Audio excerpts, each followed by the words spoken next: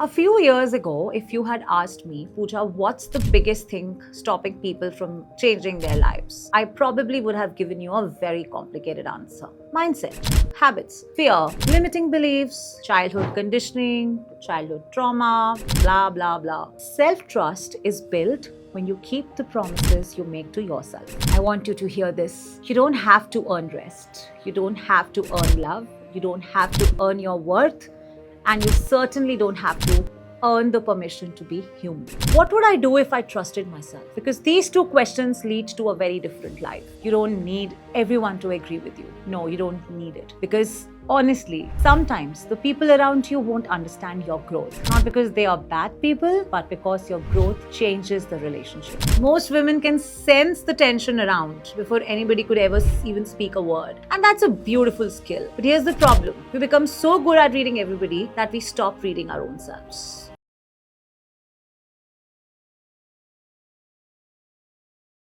The other day, I was sitting with a cup of coffee, not doing anything important, not working, not scrolling, just sitting, which, by the way, is becoming a rare skill these days. And while I was sitting there, I found myself thinking about all the conversations I've had with women over the last few years.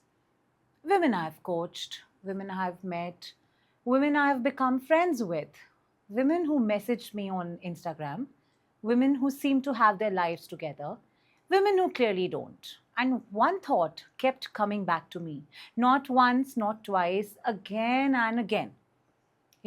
Different women, different stories, different ages, different backgrounds, but same struggle. And the funny thing is, it wasn't weight loss, it wasn't relationships, confidence, success, motivation. No, it was something much quieter than that.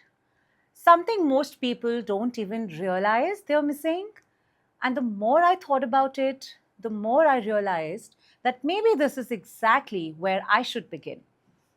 Not with my story, not with nutrition, not with coaching, not with transformations, but with a question. A question I have been asking myself for a very long time. Why do so many intelligent women struggle to trust themselves? Hello, everyone. Welcome to the very first episode of this podcast. If this is our first conversation, hi, I'm Dr. Pooja, and honestly, I still can't believe I'm saying the words. Welcome to my podcast. Because this has been living in my head for much longer than it's been living in reality. I have imagined these conversations while driving, while cooking, and maybe while working out, while lying in the bed at 2 a.m., convincing myself that sleep is important while simultaneously planning imaginary podcast episodes is also important. And every single time I thought about creating this space, I kept coming back to the same idea. I wanted a place where conversations could breathe. Because some conversations don't belong in a reel, some conversations don't fit inside a caption. Some conversations deserve a space. They deserve silence. They deserve reflection. And today's conversation is one of them. Now, for those of you who don't know me, professionally, I'm a dentist. I later moved into nutrition, and somewhere along the way, life became my greatest teacher. Because what started as an interest in health eventually became an obsession with understanding people. Why do some people change? Why do some people stay stuck? Why do some women know exactly what they need to do and still struggle to do it? Why do some women spend years taking care of everybody else while quietly abandoning themselves? And perhaps the biggest question of all, why do capable women constantly underestimate themselves? The more I observed, the more fascinated I became because the women I admired most weren't lacking intelligence. They weren't lacking strength. They weren't lacking capability. In fact, many of them were extraordinary. Yet, there was this quiet hesitation, this quiet self doubt, this quiet tendency to trust everybody except themselves.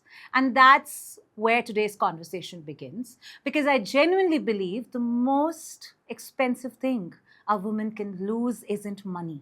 Money can be earned again. No, it's not beauty. Beauty changes. It's not even a relationship. Relationships end, they heal, and they begin again. But when a woman loses trust in herself, everything becomes harder. Every decision, every opportunity, every boundary, every dream. Because she's no longer asking, what do I want? She's asking, what will everybody else think? And those are the two very different questions. So, today I want us to talk about self trust, not from a textbook, not from a stage, not as an expert speaking to an audience, but as one woman talking to another.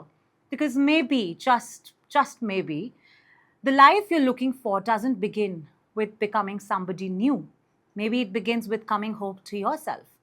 And that's where our conversation starts. The more I thought about this episode, the more I realized something. This isn't really a conversation about self trust. Not entirely. It's actually a conversation about the relationship we have with ourselves. And I think that's why this topic kept finding its way back to me, no matter what I tried to make the first episode about.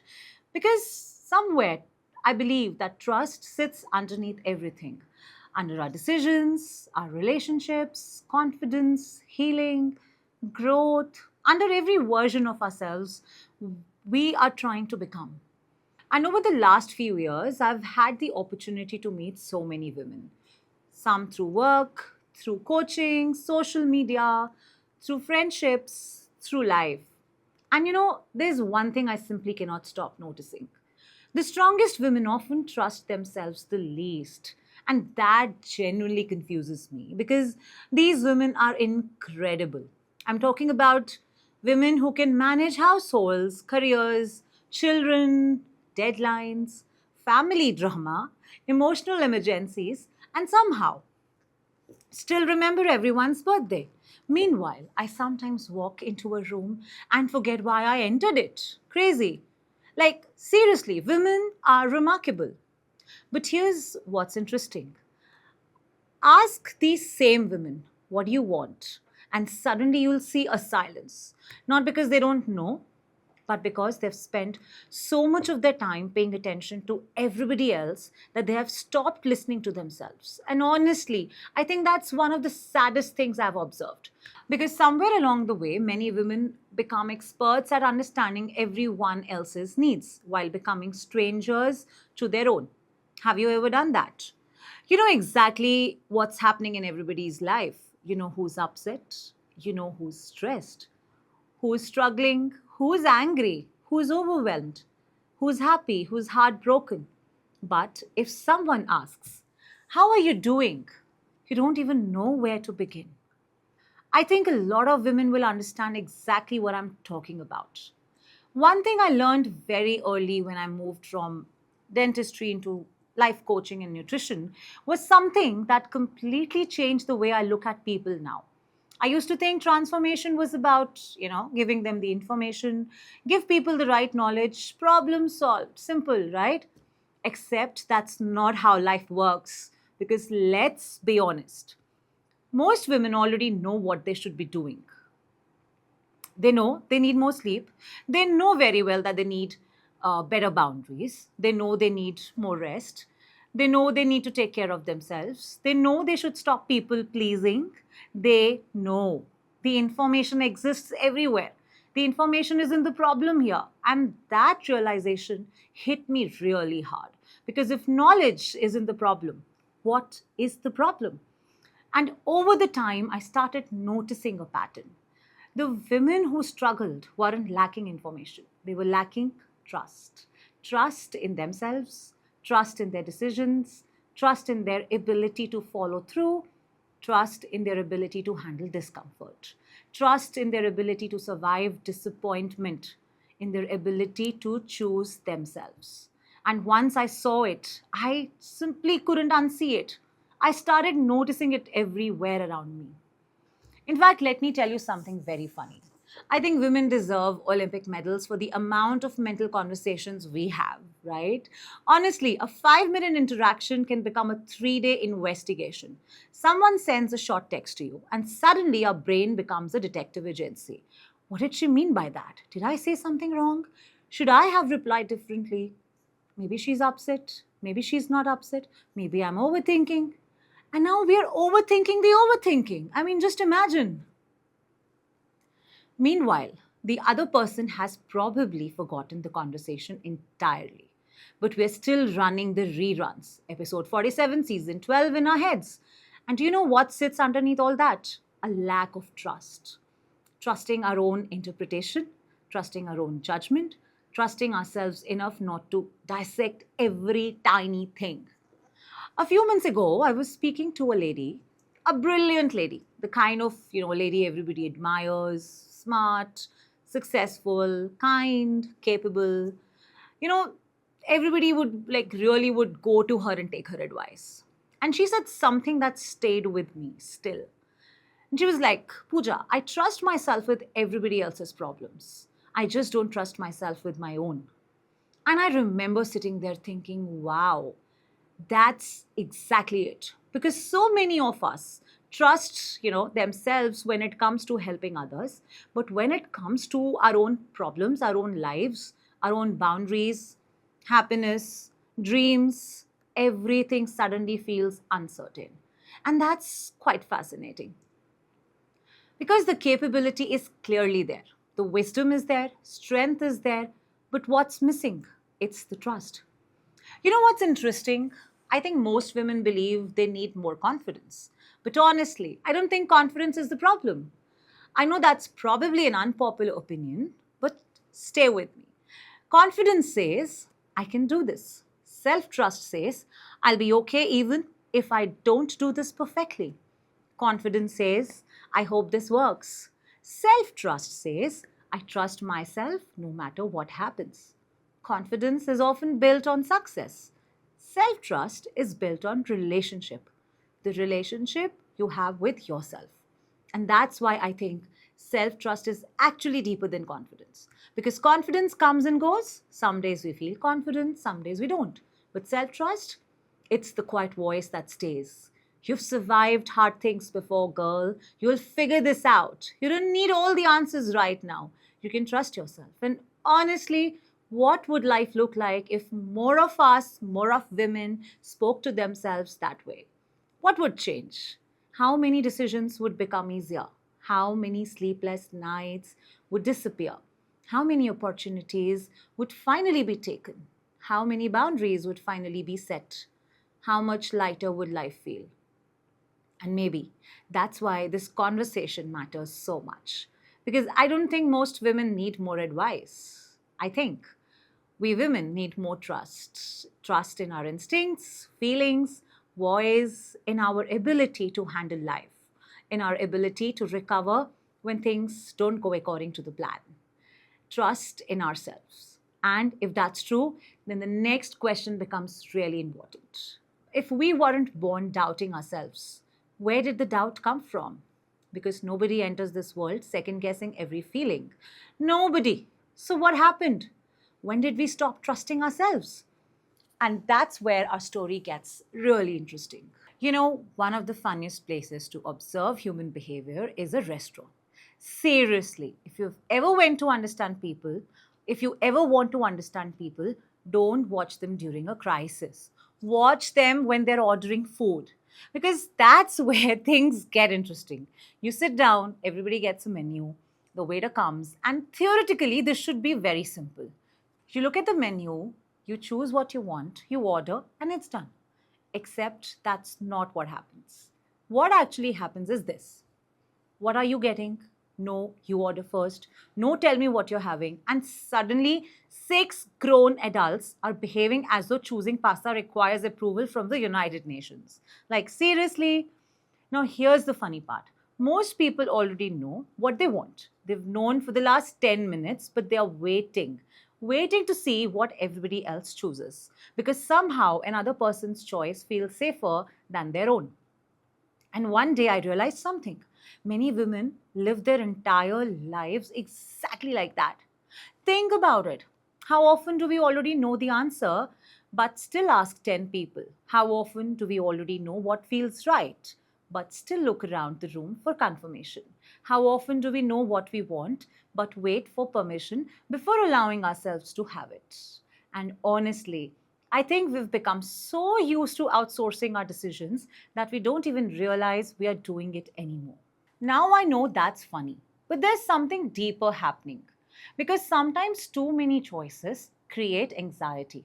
And that's exactly what happens when we keep collecting opinions from everybody around us. Friend number one says you should do it. Friend number two says don't do it. Your mother says one thing, social media says another, your colleague says something else. Your neighbor has a different opinion. The internet has 17 other opinions. And now you are standing there wondering why you are so confused. You are confused because you've invited too many voices into a decision that belongs to you only. And eventually, all that noise drowns out the one voice that matters the most, your own. Can I tell you something I've noticed? Women are incredibly good at reading a room, like literally, incredibly good. We notice everything around us, okay? The tone, the energy shifts, those facial expressions, the body language, the tiny details, things most people completely miss. We can walk into a room and immediately know who's upset, who's uncomfortable, even who is uncomfortable with us, who's pretending to be okay around us, who's annoyed, who's carrying stress. We pick up everything. And while that's a beautiful gift, it also creates problems because sometimes we become so focused on reading everybody else that we stop reading ourselves. We know what everyone else needs, we know what everyone else feels, we know what everyone else wants. But ask us, what do you want? And suddenly we are not sure. I think many women have spent so much of their lives adjusting themselves that they no longer know where they end and everybody else begins. And that's a difficult realization because somewhere between being helpful and being available, between being caring and being accommodating, between being kind and being self sacrificing, many women lose contact with their own voice. Not all at once, slowly and quietly, one small decision at a time. Maybe it starts like this: you want Italian food, everyone else wants Chinese. So you say, anything is fine, no big deal. Then another day you want to rest, but everyone expects you to show up. So you say, it's okay, no big deal. Then another day something bothers you, but you don't want conflict. So you stay quiet. Again, no big deal, except it is. Because every time you ignore yourself, your brain notices it. Every single time. And eventually a message gets sent. A message that says, my needs are optional, my feelings can wait, my voice isn't important. And over the time, that becomes a habit. You know what's interesting? Most women don't lose self trust through one dramatic event. They lose it through thousands of tiny moments where they choose everybody else before themselves, tiny moments where they override their intuition, they stay silent, they silence their own voice, where they abandon themselves. And eventually, those moments add up. I once heard someone say, the way you speak to yourself becomes the way you experience yourself. And I think the same thing is true for trust.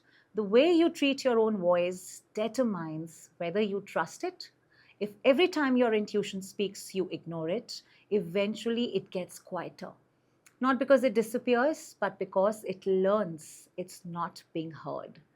And maybe that's why so many of us feel so disconnected from ourselves.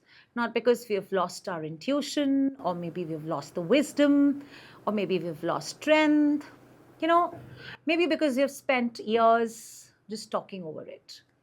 And here's the thing: your intuition doesn't need to be louder, the world needs to be quieter. Think about it. Maybe the answer isn't finding more voices. Maybe the answer is listening to fewer. Maybe clarity isn't found by asking another person. Maybe clarity is found by finally sitting with yourself long enough to hear what you've been trying to tell yourself all along. And that brings us to the next question. If self trust is lost one small moment at a time, where does that process begin? because none of us were born asking everyone else who we should be. So, when did that happen? When did we learn that approval was more important than authenticity? And that's where we need to go next. And the more I started thinking about this, the more this one question kept coming back to me. When did this happen? Like, seriously, when did we become women who question everything? Because if you've ever been around a little girl, you'll notice something. She trusts herself completely. If she's excited, she's excited. If she's angry, everybody knows she's angry. If she wants something, she'll ask for it very repeatedly.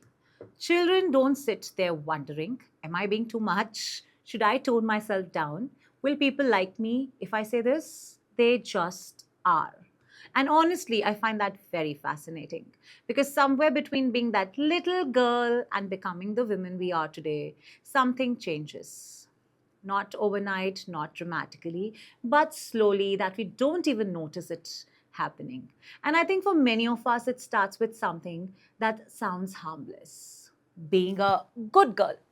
Now, before anyone comes for me, I'm not saying being a good person is a bad thing. Of course not. Kindness is beautiful, compassion is beautiful, being thoughtful is beautiful. But I think many of us learned something else alongside kindness. We learned approval.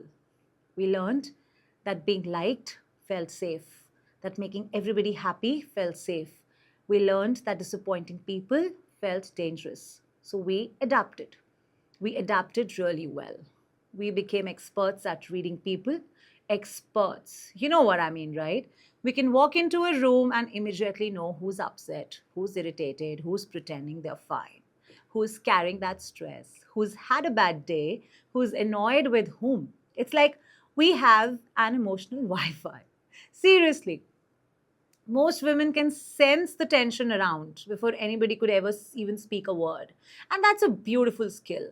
But here's the problem, we become so good at reading everybody that we stop reading our own selves. The truth is, many women spend years becoming everything for everyone else. And somewhere in that process, they lose touch with themselves. Not completely, but just enough. Enough to start second guessing, enough to start seeking permission, even enough to start wondering whether their feelings are valid. And that's where self trust quietly starts slipping away. And maybe that's why so many of us spend years feeling stuck. Not because, we want that, because not because we aren't capable or we aren't ready, but because we are waiting for permission. And maybe that's why so many women spend years feeling stuck, not because they don't know what they want, not because they aren't capable, not because they aren't ready, but because they're waiting for permission. And honestly, I think this is one of the most fascinating things about women. We wait for permission for things that already belong to us. Think about it. How many times have you waited for permission to rest, permission to say no, permission to start, permission to leave, permission to charge more, permission to wear that outfit, permission to take up space, or perhaps permission to be happy, permission to choose yourself? And the crazy part, most of the time, nobody's actually stopping us. The door is open, the path is there, the opportunity exists, and yet we stand there waiting. Almost like somebody is going to appear with an official certificate that says, congratulations, you're now allowed to live your life. Can you imagine this? An office somewhere, a long queue of women waiting patiently, ticket number 247, waiting for approval to finally choose themselves. And honestly, some days it feels exactly like that. A few months ago, I was having a conversation with a friend of mine, like a brilliant lady, the kind of, women people describe as having it all together, successful, smart, independent. And she said something that stayed with me even till today. She said, Pooja, I feel like my life is on pause. Now, that's a strange sentence, isn't it? Like, life isn't Netflix. You can't actually press pause. So I asked her, what are you waiting for? And do you know what she said? Nothing. She just sat there, quiet, thinking. And eventually she just looked at me and said, I don't know. And I remember thinking, wow, How many women are doing exactly that? Waiting, without even knowing what they are waiting for. Maybe you're waiting too, not consciously, but quietly. Maybe you're waiting to feel confident before you start. Maybe you're waiting to lose that weight before you wear that dress. Maybe you're waiting to feel ready before taking that opportunity. Maybe you're waiting for everybody to approve before making the decision. Maybe you're waiting for certainty. And here's what I have learned: certainty is a terrible requirement for growth, because most meaningful things in life happen before we feel ready, not after that. Most people don't feel ready before starting a business. They don't feel ready before becoming parents. They don't feel ready before changing careers. I switched my careers. They don't feel ready before falling in love. They do it anyway. And then they grow into the version of themselves that can handle it. You know what I think? I think many women have confused permission with confidence. They think, when I feel confident, I'll start. When I feel confident, I'll speak up. When I feel confident, I'll go after what I want. But confidence usually comes after action, not before it. That's like standing at the edge of a swimming pool saying, I'll get into the water once I learn how to swim. Like, are you for real? That's not how it works, darling. You get in, you splash around, you panic a little, you swallow some water, you question your life choices, and eventually you will learn. And can I tell you something that took me years to understand? You don't need permission to become who you're meant to be. No, you don't. You don't need unanimous approval. You don't need everyone to understand. You don't need everyone to agree with you. No, you don't need it. Because honestly, sometimes the people around you won't understand your growth. Not because they are bad people, but because your growth changes the relationship. And that can make people slightly uncomfortable. I once heard someone say, the version of you that everyone is comfortable with may not be the version of you that's meant to grow. And that stayed with me because it's true. Growth often disappoints people, not intentionally, but it's quite natural. When you start setting boundaries, some people won't like it. When you start saying no, some people won't like it. When you stop over explaining yourself, some people won't like it. When you choose yourself, some people won't like it. And if your happiness depends on never disappointing anyone, you are going to spend your entire life disappointing yourself. And that one took me a while to learn. And maybe that's the real permission slip. Maybe the permission you've been waiting for isn't coming from outside. Maybe it's supposed to come from you. Maybe you are the one holding the stamp. Maybe you are the one holding the key. Maybe you are the one holding the pen. And maybe the permission sounds something like this: I'm allowed to change. I'm allowed to grow. I'm allowed to make mistakes. I'm allowed to rest. I'm allowed to want more. I am allowed to choose myself. And if nobody has told you that recently, let me be the first. You are allowed. Not because you've earned it, not because you've suffered enough, not because you've finally become perfect. You are allowed because you are human. And that's enough. So here's a question I want you to sit with. Don't answer immediately, just sit with it, let it sink in. If you trusted yourself completely, what would you stop waiting for? Because I have a feeling the answer to that question might change more than you realize. And it brings us to something I've been thinking about a lot lately. There's something I've changed my mind about over the years. For the longest time, I thought people lost trust in themselves because something big happened.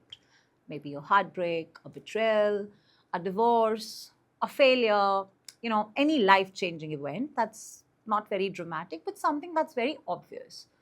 Something you could point at and say, that's where it happened. But honestly, I don't think that's true anymore. In fact, I think self trust is usually lost in the most boring way possible. You know how? The tiny moments. Yes, the tiny, almost forgettable moments. The kind nobody posts about on Instagram, the kind nobody talks about, the kind that seems completely harmless. And maybe that's why we miss them. You know what this reminds me of? A leaking tap. Stay with me here. If I walked into your house and poured 10 buckets of water on the floor, you would notice immediately. Emergency, chaos, panic, towels everywhere, you'll notice it. But if a tap drips quietly, one drop at a time, you barely notice.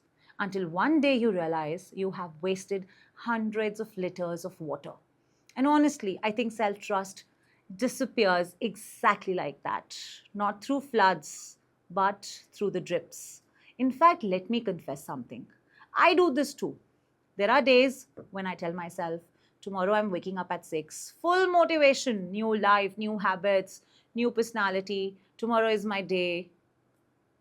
Then what happens? 6 a.m. arrives, and suddenly I become a completely different person. Now I'm negotiating, maybe 6:30, actually sleep is important. I have all the excuses in the world, and before I know it, it's 7:30 in the morning. Now, obviously waking up late doesn't make me a bad person. That's not my point here. The point is, every time I repeatedly break promises to myself, my mind notices it. Not consciously, but it notices. Because trust is built through evidence, and evidence works both ways. I remember sitting across from a woman one day. We were having coffee, and she looked tired. Not physically tired, that kind of tired where somebody's soul looks exhausted, that kind.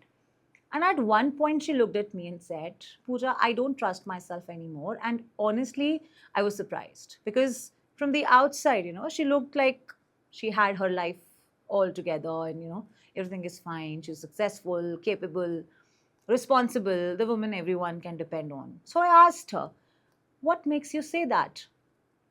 And she sat quietly for a second and then she said, because every promise I make to myself gets broken. I still remember that moment because there was so much truth in that. She said, I keep my promises to everybody else, my clients, my children, my family, my friends, my spouse, but never myself. And I remember thinking, how many of us are doing exactly the same?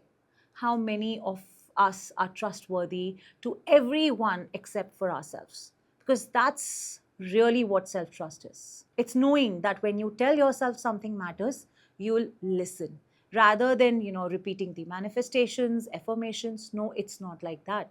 And maybe that's why so many of us feel so disconnected from ourselves, not because we have lost connection with ourselves, but because we have spent years, literally years, ignoring ourselves. A few years ago, if you had asked me, Pooja, what's the biggest thing stopping people from changing their lives, I probably would have given you a very complicated answer. Mindset, habits, fear, limiting beliefs, childhood conditioning, childhood trauma, blah, blah, blah. Something that sounded intelligent.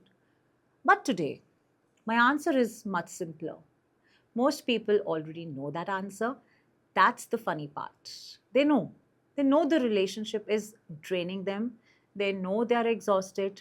They know they need to set the boundaries. They know that they need rest. They know they are playing small. They know it all. The problem isn't knowledge. The problem is the courage. And I think that's why one question has become my favorite question lately. Not what should I do, but what would I do if I trusted myself? Because these two questions lead to a very different life. A while ago, I came across a quote that made me stop scrolling. And trust me, that's not easy. Because these days, we all are Olympic level scrollers. But this quote said, self trust is built when you keep the promises you make to yourself. And I remember reading it and thinking, well, that's annoyingly accurate. Because if I'm being honest, there have been phases in my life where I was incredibly reliable for everyone else. If I told a client I would show up, I would show up. If I committed to something, I would do it. If somebody needed help, I would be there. But when it came to promises I made to myself, different story. Completely different story. And maybe you have done this too, right? Sunday night, new week, new energy, new life. We all do that. You sit down with a notebook, a planner, a water bottle, possibly a green tea, because apparently every life transformation begins with the green tea. And then you create the most ambitious plan known to mankind. Wake up at 5 a.m., work out, journal, meditate, read, meal prep. Become a completely different human being by Wednesday. And then Tuesday arrives, and suddenly you are negotiating with yourself. Let's start next week. Sounds familiar?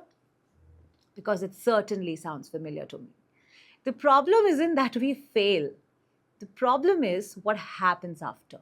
Every time we repeatedly break promises to ourselves, a message gets sent. And the message is maybe my word doesn't matter. Not consciously, but quietly. And that's why I think rebuilding self trust starts surprisingly unglamorous places, not confidence, not motivation, not vision boards. Consistency, tiny consistency, that boring consistency, the kind of consistency nobody posts about. I remember working with a woman who kept saying, I have no discipline. Every single session, same sentence. And I was literally tired. Like, I have no discipline. And eventually I asked her, like, tell me something. If your daughter wanted to learn how to walk and fell down 10 times, would you call her undisciplined? She laughed. Of course not. And I said, then why are you speaking to yourself that way? Because somewhere along the way, we became very compassionate towards everybody else and very harsh with ourselves. You know what's funny? Women expect themselves to master life immediately. Immediately. A new hobby, a new habit, everything has to be just perfect. A new routine has to be perfect. A healing journey has to be perfect. And if it's not, we act as if we have failed. Meanwhile, if our best friend was trying something new, we would be cheering her on. Funny how we are willing to give grace to everyone except ourselves. There's another thing I've noticed, and this might be an unpopular opinion. I think social media has made transformation look way more glamorous than it actually is. Because real transformation isn't usually a dramatic moment. It's rarely today I changed my entire life. Most of the time, it's I went for the walk even though I didn't feel like it. I had the conversation I had been avoiding. I said no when I wanted to say no. I rested without feeling guilty. I kept one promise to myself. And honestly, those moments don't look impressive, but they are life changing. One of my favorite quotes says, how do you do anything is how you do everything. And while I don't think that's true all the time, I do think this is true. How you show up for yourself eventually becomes how you feel about yourself. Because trust isn't built through words, it's built through evidence. Evidence, yes. And every day you are collecting it. The question is, what evidence are you giving yourself? Evidence that you're dependable or that you'll abandon yourself the moment things get uncomfortable? That question changed a lot for me. So, if you are listening to this and wondering, where do I start? Start small, smaller than you think, ridiculously small. Don't promise yourself an hour, promise yourself 10 minutes. Don't promise yourself perfection, promise yourself consistency. Don't promise yourself a whole new life. Just promise yourself one tiny act of self respect. And then keep that promise because every promise kept becomes a vote. A vote for the woman you are becoming. And eventually, those votes add up. Eventually, that evidence adds up. And eventually, that trust adds up. And then one day, you will realize something beautiful. You're no longer waiting for that confidence because confidence has arrived quietly while you were busy keeping your word to yourself. And maybe that's what rebuilding self trust really is.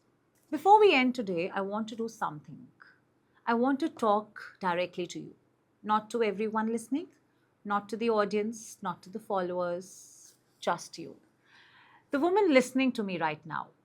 Maybe you are driving, maybe you're walking, maybe you're folding the laundry, maybe you're pretending to work while secretly listening to this podcast. I won't tell anyone. Or maybe you're sitting alone. And for the first time all day, it's quiet. And if that's you, I want you to listen carefully because this part is for you. I don't know your story. I don't know what you've been through. I don't know what you're carrying with you. I don't know what happened before you pressed play on this episode. But I know something about women. Women carry a lot, more than they admit, more than people realize, more than anyone else sees it. Sometimes it's responsibilities, expectations, sometimes it's grief, disappointment, sometimes it's dreams that have been sitting on a shelf for years, waiting patiently to be chosen. And maybe nobody has asked you this lately, so let me ask you, my dear, how are you really? Not the version you tell people, not the automatic answer, not the I am fine, how are you really? Because I think many women have become so good at functioning that nobody notices they are struggling, including themselves. They're productive, they're responsible, reliable, showing up everywhere. They are getting things done, but inside they're tired. And not the kind of tired sleep fixes, the kind of tired that comes from carrying too much for too long. And if that's you, I want you to hear this. You don't have to earn rest. You don't have to earn love. You don't have to earn your worth. And you certainly don't have to earn the permission to be human. There's something I want you to remember after this episode ends. Something simple, something important. You have survived every difficult day you have ever faced, everyone. The days you thought would break you, the days you cried, the days you felt lost, the days you questioned yourself, the days you wanted to give up. You survived them all. You are here right now listening to this, and maybe that's the evidence. The evidence that you are stronger than you think, more resilient than you ever realize, evidence that you've been trusting yourself more, you've been giving yourself credit for. And maybe the woman you're becoming isn't as far away as you think. Maybe she's already here. Maybe she's the voice inside you that's been whispering all along. The voice you've been ignoring, you've been doubting, you've been talking over. The voice that keeps saying, you deserve better, you can do this, you are ready, trust yourself. Maybe she's been there the whole time, waiting for you to listen to her. Before I let you go, I want to leave you with one final question. A question I hope follows you long after this episode ends. What would change in you? What would change in your life if you trusted yourself a little more? Not completely, just a little more. What conversation would you have? What decision would you make? What burden would you put down? What dream would you finally give attention to? Think about it, because I have a feeling your answer matters more than you realize. And wherever you are right now, whether you're healing, starting over, growing, or you are stuck, or you're hopeful, heartbroken, or somewhere in between, I want you to know something. You don't have to have it all figured out. You just have to take the next step, and the next step, and the next. Trust doesn't come from seeing the whole staircase, it comes from taking that next step anyway. Thank you for sharing this conversation, and most importantly, thank you for listening. Not to me, but to yourself. I'll see you in the next episode. Take care.